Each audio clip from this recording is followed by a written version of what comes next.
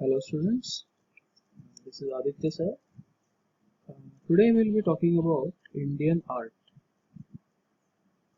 Indian art consists of a variety of art forms including painting, sculpture, pottery and textile arts such as woven silk. Geographically, it spans the entire Indian subcontinent including what is now India, Pakistan, Bangladesh, Sri Lanka, Nepal, Bhutan and eastern Afghanistan. A strong sense of design is characteristic of Indian art and can be observed in its modern and traditional forms. The origin of Indian art can be traced to prehistoric settlements in the 3rd millennium BC, that is 5000 years old. On its way to modern times, Indian art has had cultural influences as well as religious influences such as Hinduism, Buddhism, Jainism, Sikhism, Islam.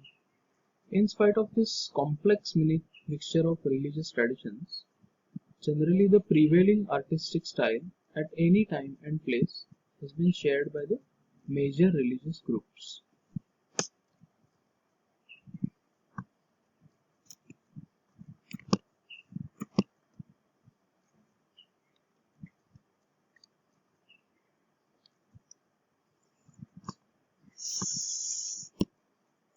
In historic art, sculpture in stone and metal, mainly religious subjects, has survived the Indian climate better than other media. Other media means ivory, wood, etc., and provides most of the best remains. Many of the most important ancient finds that are not in carved stone come from the surrounding drier regions like Afghanistan, Pakistan, etc., rather than the central India.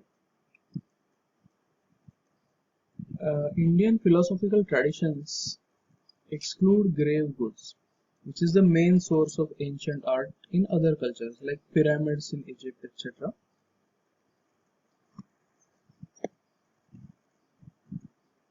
Indian artist styles historically followed Indian religions out of the subcontinent, having especially large influence in Tibet, Southeast Asia, China, etc.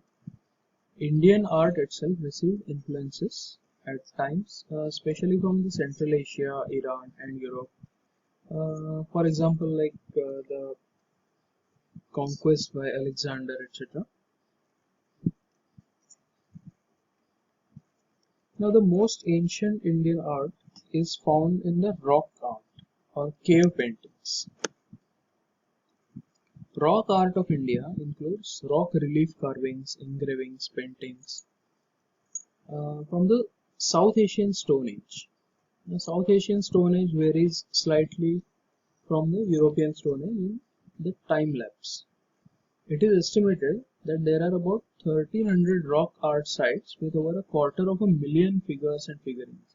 It's such a huge body of art. Right? The earliest rock carvings in India were discovered by Carlyle. It was much before the cave of Altamira in Spain was found. The cave of Altamira is a very famous rock art site. Although the work came to light much later, it became popular much later than the Altamira site. Dr. V.S. Wakankar discovered several painted rock shelters in central India, that is Madhya Pradesh, situated around the Vindhya mountains. Now these 750 sites make up the Bhimbetka rock shelters. Bhimbetka rock shelters are quite famous, you must be aware of them. They have been enrolled as UNESCO World Heritage Site. The earliest paintings are almost 10,000 years old. The paintings in these sites commonly depicted scenes of human life in the ancient times alongside the animals, hunting, etc. With stone weapons. Their style varied with region and age, but most common characteristic was a red wash made using a powder mineral called as geru. The geru is used even today when you apply the rangoli, so which is a form of an iron oxide. Now we'll talk about the Indus Valley civilization, which was the most ancient civilization.